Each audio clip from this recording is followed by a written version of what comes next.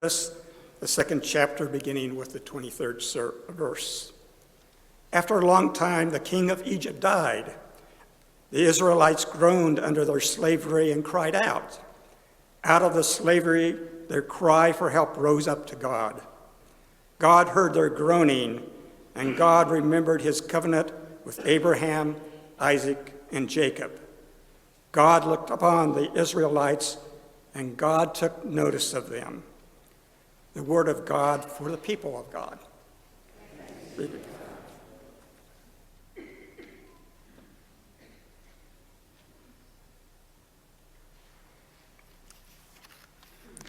Would you pray with me? Now let the words of my mouth be acceptable in thy sight, O Lord, my rock and my redeemer. Amen. Well, welcome to this final message in the fun summer series. I've had fun, at least, the Gospel according to Seuss. We've been looking at the little parables. Hello. Hello. When they unmute the thing so that we can watch the movie in a minute, then things happen and it gets played through here. We are aware that that's an issue. Anyway, we've been looking at the stories of Seuss, which all have, many of them have these wonderful little messages that really ring true to gospel truths. So we've looked at Yertle the turtle and the Sneetches, and last week we looked at the Zacks. How many of you have been walking around with a picture of the Zacks in your head? Several people have talked to me about that, how that image has really captured their imagination. And today we're going to look at Horton Hears a Who, and we're going to let Horton start us off.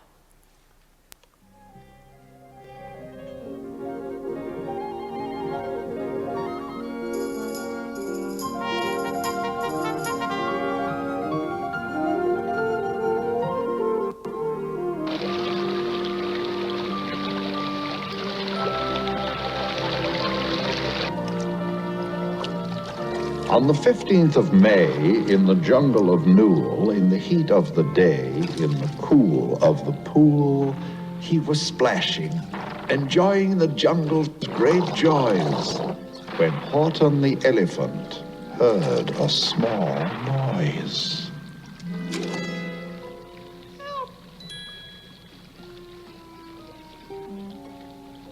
Then he heard it again, just a very faint yelp, as if some tiny person were calling for help. He looked and he looked. He could see nothing there but a small speck of dust drifting down through the air. Most highly peculiar. He'd never heard tell of a small speck of dust that was able to yell. Help! Please, help! You know what I think?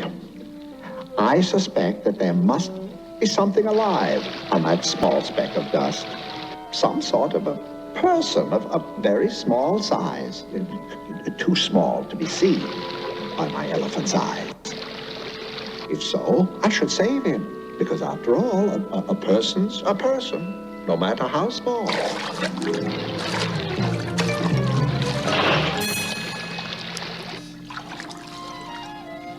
Yeah. Whoever you are, all your troubles are over. I'll put you down safe on this comfortable clover.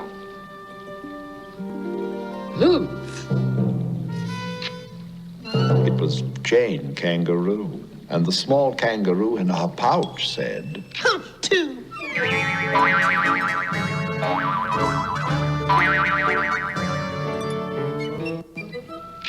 Why, that speck is as small as the head of a pin.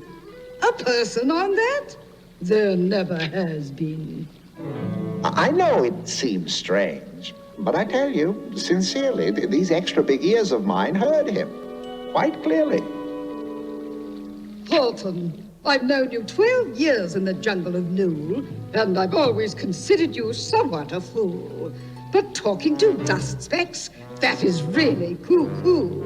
Something has got to be done about you, and something's precisely what I'm going to do.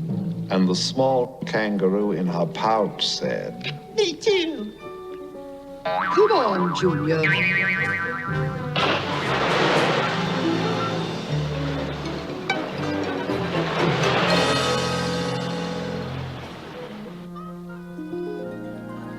You're certainly lucky that I'm still around. This is twice in one day that you've almost been drowned. I know, and we're eternally grateful to know that you care. There really is someone down there. And I wish to say this. You're a most splendid friend. You've helped everyone here on this dust speck, no end. You've saved all our houses, our ceilings and floors. You've saved all our churches and grocery stores. What? You have buildings there too? Oh, our buildings to you might seem terribly small, but to persons of our size, they're really quite tall. But this is incredible. What are you anyhow? Not what, sir.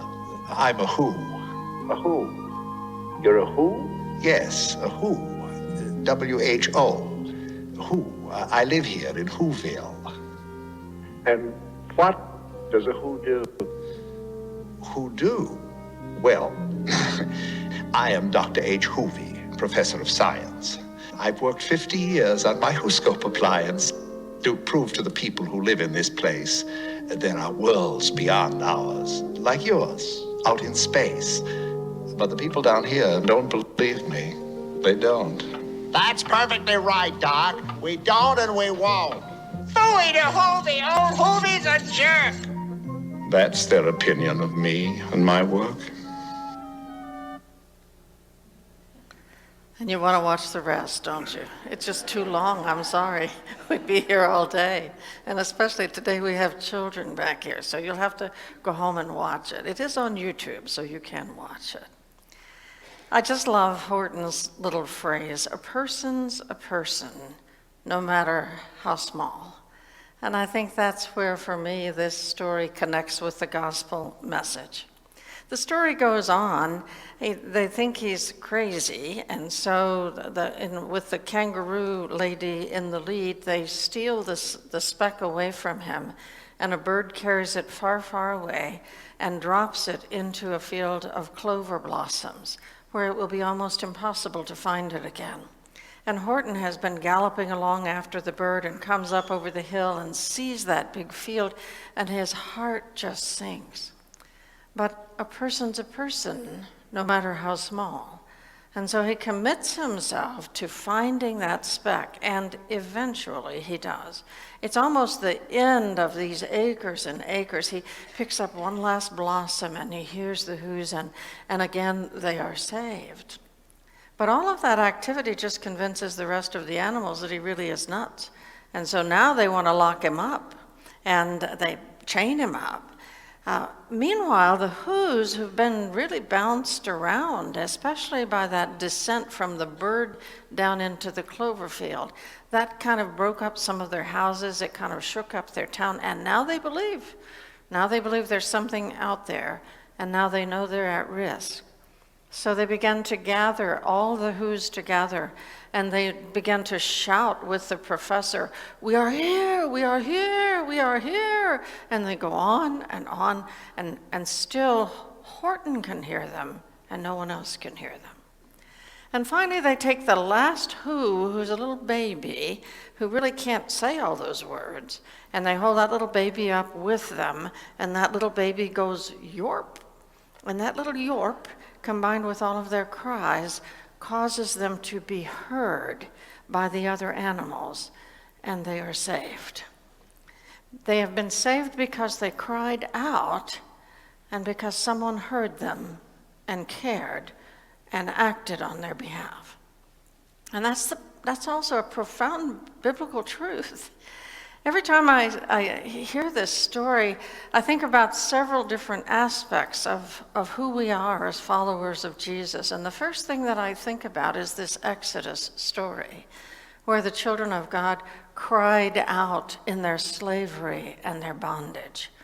When they first went down to Egypt, they had good relationships with the Pharaoh because Joseph was there. They went in a time of famine, and the relationship between the Hebrews and Pharaoh was fine. But they multiplied and multiplied to the point that it got kind of scary for the Egyptians. So succeeding generations of pharaohs began trying to depress the birth rate, and they put them into slavery and bondage, and they made them labor harder and harder, taking away the things that they would need to do their work well. And that's when they cry out to God. And you hear them crying out, almost like the Who's in Whoville, crying out to God in their groaning and crying out. And God hears their cry, and God takes notice of them, and God cares. You read a little bit further in the Bible, and about the next thing that happens is God is having a conversation with a sheep herder named Moses, who is a sheep herder out in the land of Midian. And they encounter one another. God sets a bush to burning at the mountain of God, Mount Horeb. And Moses turns aside to see why the bush isn't burned up. And pretty soon they're talking, and here's what God says. He says, I have observed the misery of my people who are in Egypt. I have heard their cry on account of their taskmasters. Indeed, I know their sufferings, and I have come down to bring them up out of that land to a good and broad land. God is beginning to act to lead his children out because God has heard their cry. Now, Moses doesn't want to lead them out, and it takes God a good little while to persuade Moses. But then begins this journey where under God's umbrella and protection and with God at the forefront, the children of God are led out of the land of bondage and slavery across the wilderness. That took a long, long time, and finally to the land of promise. And then throughout the whole Old Testament, that's who God is. When God comes to Moses to give Moses the tablets, if you go back and look at the Ten Commandments, they begin with these words, I am the Lord your God, who brought you out of the land of slavery and bondage and into the land of promise. That's who God is. God is a God who hears the cries of God's people, who cares, who then comes and guides them through the wilderness to the land of promise. I'm so glad that that's our God too, because that is our God too.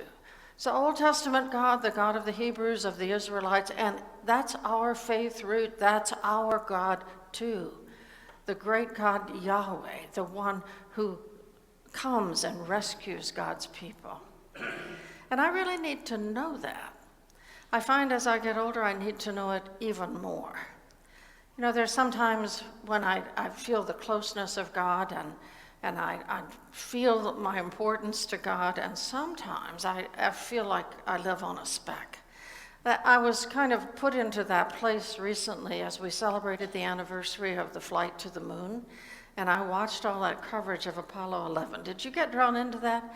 It was just like the first time, man. I watched hours of that coverage, and it was so thrilling. It was as if it was happening now. But one of the things that really caught my attention was those pictures of the Earth from the moon. And what you see then, you know, we envision the world as the Earth as a huge place, and we have in our mind this beautiful blue orb, and it is a beautiful blue orb. But from the moon, you see the vastness of space around it, and you realize the context in which we spin. And that kind of is breathtaking, to think of the size of the universe and the size of our Earth. I love science, and so I'm always, if somebody posts an interesting video or something, I always watch it. And I've liked a couple of websites, and they put the most fascinating things on there. Several of them put the Earth's size in perspective. So it shows the Earth, and it's huge like we think it is. And then it shows a couple of planets like Jupiter and Saturn, and we start to look smaller. And then it shows some of the red dwarf stars, and we start to look really little. And pretty soon, we're like a speck of dust. And sometimes when I see that, I think, wow, it makes me feel small. Sometimes I see that and I think, well, our God is the God of all of that. And sometimes I see it and I think, whoa, we're pretty little. So I need to hear this message. I need to hear that God hears the cries of God's small people, and God notices, and God cares, and God comes to rescue, to lead through the wilderness and into the land of promise. That, I think, is getting truer for me as I get older. Is that how you feel about that? I mean, I need more reassurance that God hears my cries, because it feels like I have more to cry about. You know what I'm saying? It just does. You get to a certain age, and all of a sudden you don't have the strength that you once had, and you don't have the health that you once had, and your life begins to change. And as I serve here, as Alma and I serve here, we come and visit, and we see the toll that aging begins to take, the increased visits to the doctor and to the hospital, and the decline in ability to do things. It's just so real, isn't it? I see folks beginning to lose their family and their loved ones to aging, and how the loneliness begins to loom large in those situations. And sometimes finances change. You know, there are households where there have been two incomes and now there's one, and it was fine with two and now it's not so fine with one. And all of those things. I think we all need to know that our God, as we reach these times of suffering, that our God hears our groaning and our cries, and God cares. God notices and God cares. And God comes to lead us through this wilderness. And aging is kind of a wilderness, isn't it? And you just don't know where you're going, and you don't know what it's going to look like. But God comes to lead us to the other side and into the land of promise. Now, for some of us, that land of promise is going to be in the next life, but we can count on it. God will get us there. So that's one marvelous piece of this message that comes out of the Exodus story and that relates to the Horton story. God hears our cry and comes. But there's another dimension, and that is, what is our role as followers of Jesus in hearing the cries of the small people in our world? What is our role in hearing the who's that live around us now? Why do I ask that? I ask that because of the way Jesus began his ministry. Do you remember after he went out into the wilderness and was tempted by the devil for all those days and all those ways, and then he came back and he was filled with the Holy Spirit, and he went into a synagogue and he picked up a scroll and he read from the prophet Isaiah these words. This, I think, is from Isaiah 61. The Spirit of the Lord is upon me, because he has anointed me to bring good news to the poor. He has sent me to proclaim release to the captive, recovery of sight to the blind, to let the oppressed go free. And he said, today this scripture has been fulfilled in your hearing. He's saying, I'm the one who comes to do these things. And when he says that, he says, I am my Father's Son. I hear the cries of those who are suffering, and I care, and I will come to lead them through the wilderness and to deliverance. So what does that have to do with us? Well, day by day, in every way, we are to be becoming more like Jesus. That's the life work of a Christian. Doing more and more of the things that Jesus does, saying the things Jesus says, acting as Jesus acts. And that means that this mission becomes our mission too, to hear those small voices of the poor, the oppressed, the captives, the blind, to hear and to do something about that. And you may say, well, I don't know even who that is. And I say, in today's world, there are so many, aren't there? They're just everywhere. Jesus was all about the last, the lost, and the least. He cared about the poor in a way nobody else did. And I think for us, one of the great places for listening is to listen to the poor.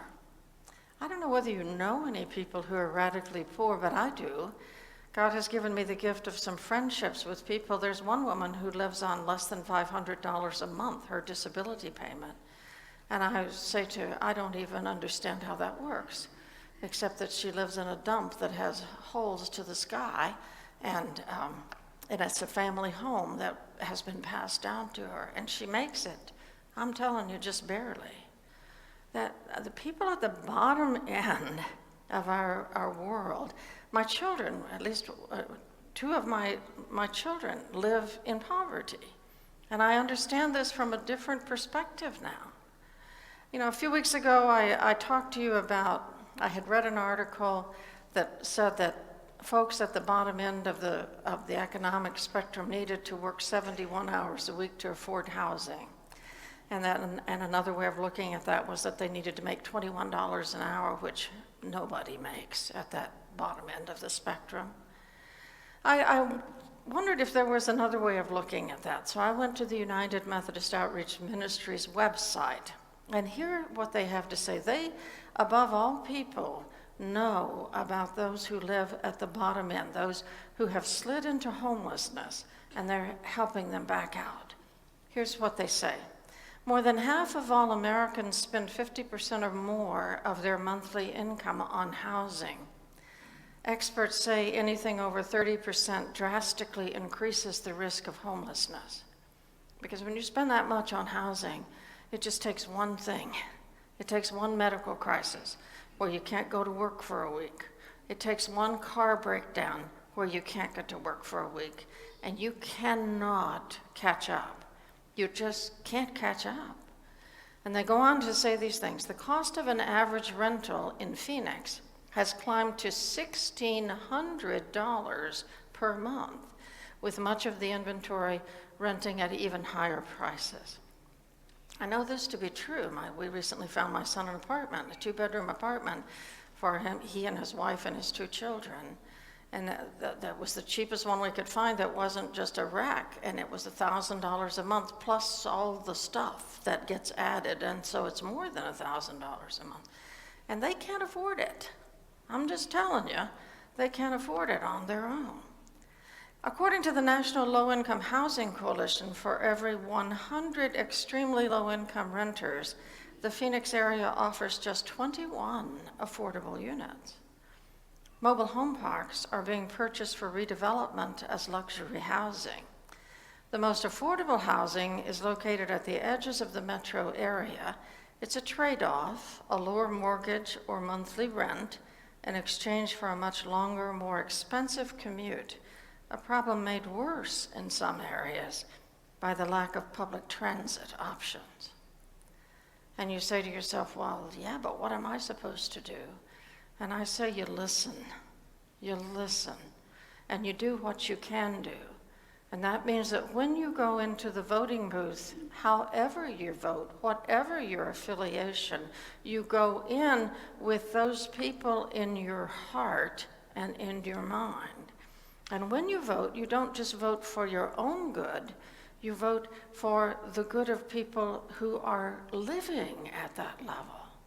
And when you write to your legislators, you don't just write about your needs, you write about the needs of people at this level. There are lots of ways of conceiving helping.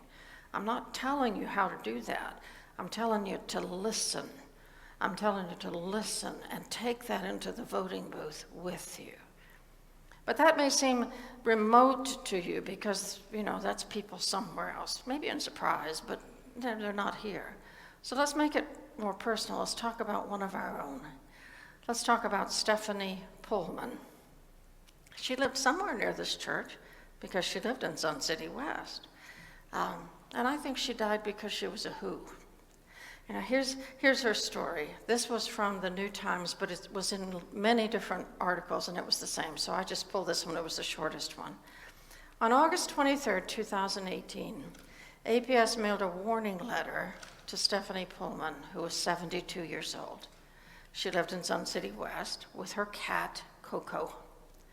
Pullman owed APS $176.84. She had 5 days to pay in full, otherwise APS would disconnect her electricity. Temperatures were in the triple digits. Pullman lived on less than $1,000 a month in Social Security. That's probably not enough. Her children regularly chipped in to help with expenses. When their mother's air conditioner broke in April of 2018, they made sure it was fixed. One daughter paid her phone bill, the other covered the internet. APS didn't cut off Pullman's electricity on August the 28th as they had threatened. Pullman's final electric bills show that on September the 5th, 2018, the day after her Social Security check normally arrived, she paid APS $125, and that would leave a bill of $51 owed. It wasn't enough. 2 days later, on September the 7th, APS disconnected her electricity. That day, temperatures hit 105. Some people remembered it getting to 107 at their homes. 1 week later, her daughter called the Sun City West posse because she hadn't heard from her mother, and they alerted the sheriff's office, who entered the house to find Pullman in her bed. The house had no air conditioning because it had no electricity, and Stephanie Pullman was dead. For $51, a woman lost her life. I think we need to hear that. Now, APS is suspending service for the hot months now, after this happened, and after people began to cry out. But as I hear that, I think, well, we need to hear that and we need to care. We need to care. And what does that look like? Well, maybe we go to the next time APS has a rate hearing and we show up and we fill up the whole room of the Corporation Commission and we make sure that someone is crying out on behalf of the Stephanie Pullmans that yet reside among us. That's one thing. Another thing would be to just examine why it is that she didn't feel like there was help. Why did it not feel like she could go somewhere in Sun City West to get help? Truth is, if she'd notified her kids, they would have helped. But you don't want to keep doing that, do you? And I think, if she'd walked in here on a Sunday morning, but by the time she left, she'd have had enough for the next month's bill. You know what I'm saying? How do we convey to this town that we care about people like that? We care enough to do something about it, either here or somewhere out there in a foundation. How do we let people know that we love them enough that we're not going to let them die that way? I think that's a piercing question. Are we listening for those voices? And are we willing to help? In Horton's word, because a person's a person, no matter how small. Our song of response is a song of commitment. And